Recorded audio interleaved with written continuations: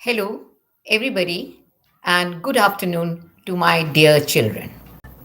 So, today I'll be taking a poem from your BA course that is Background Casually by Nissim Ezekiel. Now, Nissim Ezekiel is an Anglo Indian poet.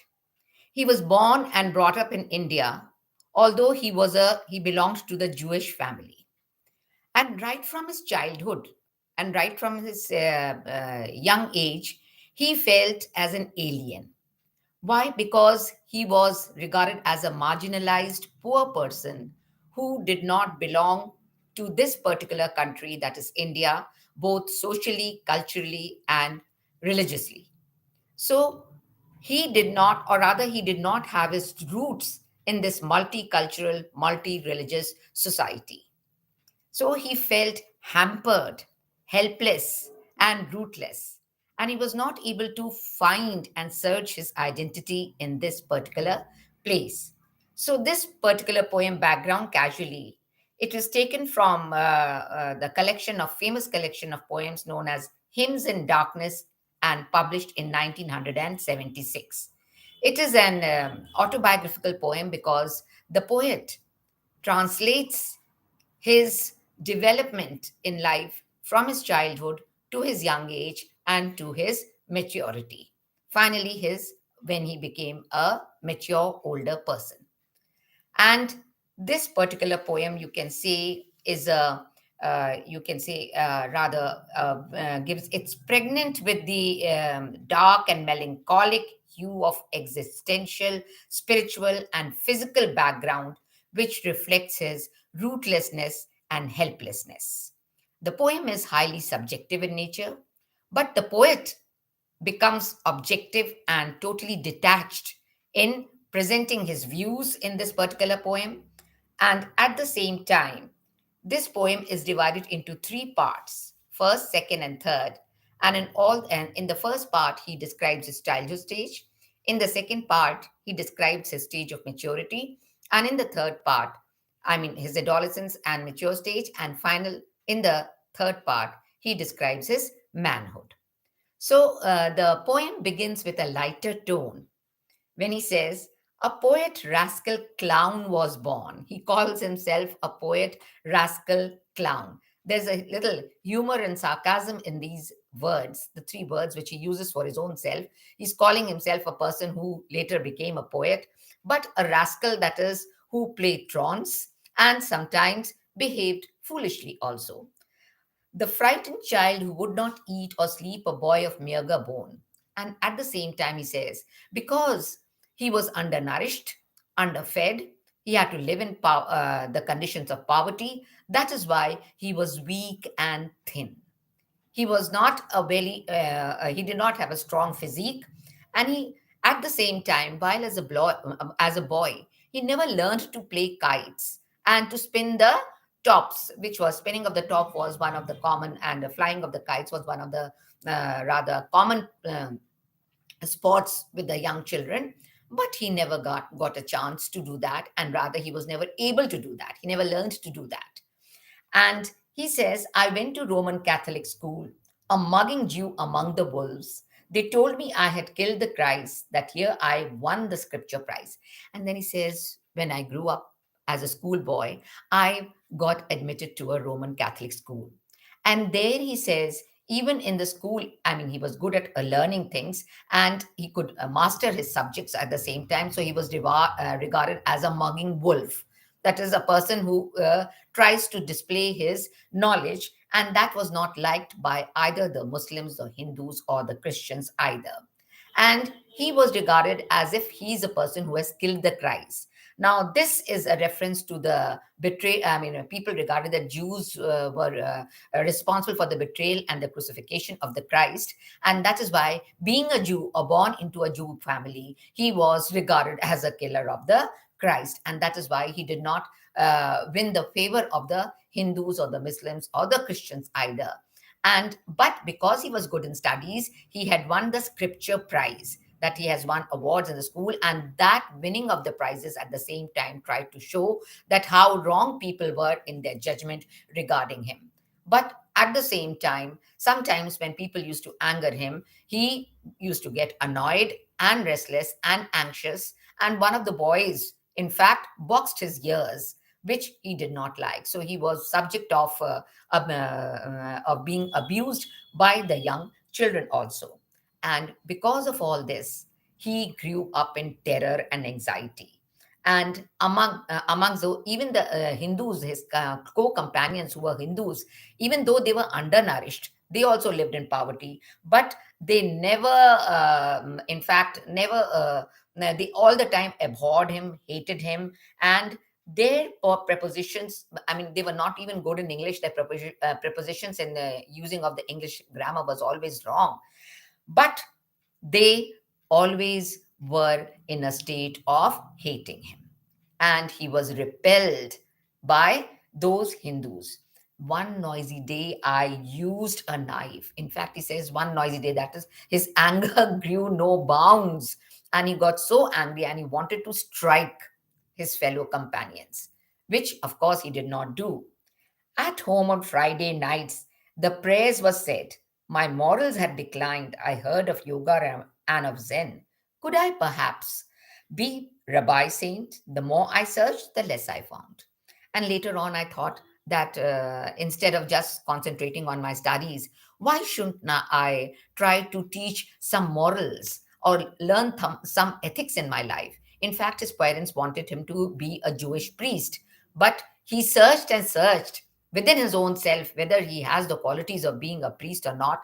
The more he searched, the more he found out that he was less capable in being a priest. So he shunned the idea of adopting the profession of being a rabbi saint. 22. Now, when he grew up to be a boy of 22, then he decided, why shouldn't I leave home? That is, why shouldn't I leave India and go abroad? So he went to London, England, to study. And his one side fare was given by his only friend, a good friend, Abraham Al Kaji, because he says, time to go abroad. First the decision, then a friend to pay the fare. And he says, there was only one of my friends, Abraham, who decided to send me, and he was able to pay one side fare. And there also he did not have you can say, a welcoming prospect was not there in London, because he was allowed to live in a dirty basement, and he did not have enough to eat. He was undernourished also there. So ironically and humorously, he says, philosophy, poverty, and poetry, three companions shared my basement room. That is, I was staying in the basement, and nobody was my companion except perhaps philosophy, my own thoughts, poverty because I was did not have enough food to eat, and poetry, of course, because that time I tried to occupy rather my time in writing poems. So he had to live in a dominant cultural environment that was quite different from his cultural roots. So the London seasons passed me by. I lay in bed 2 years alone. So 2 years he spent in London, and there also he felt dissatisfied. He thought that he will be welcomed in the foreign lands, but there also he felt very dissatisfied. Then a woman came to tell my willing ears I was the son of man. I knew that I had failed. And he says, then one of a woman became my friend, and probably she liked him. And in fact, amongst all the public and all the people whom he met, she perhaps was the only woman who regarded him as the son of a man.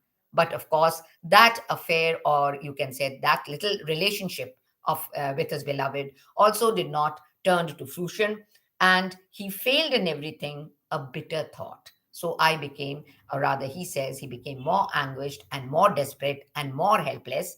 So, in an English cargo ship, taking French guns and mortar shells to Indochina. And because he became still dissatisfied in living with England and with his environment and with his work, he decided to come back to India. And when he decided, then he did not have enough money to come back.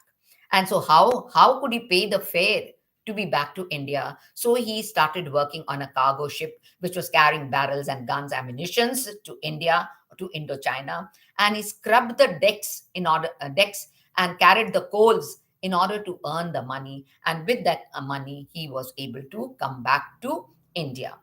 How to feel at home? And when he was back at home, he discovered within himself that, do I feel at home in my own country now?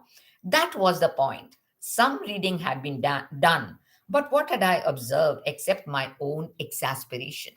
But though I was searching for my own identity back in India, but because of his inability to relate himself to the past, he tried to find his roots in searching out words to put back into poetry.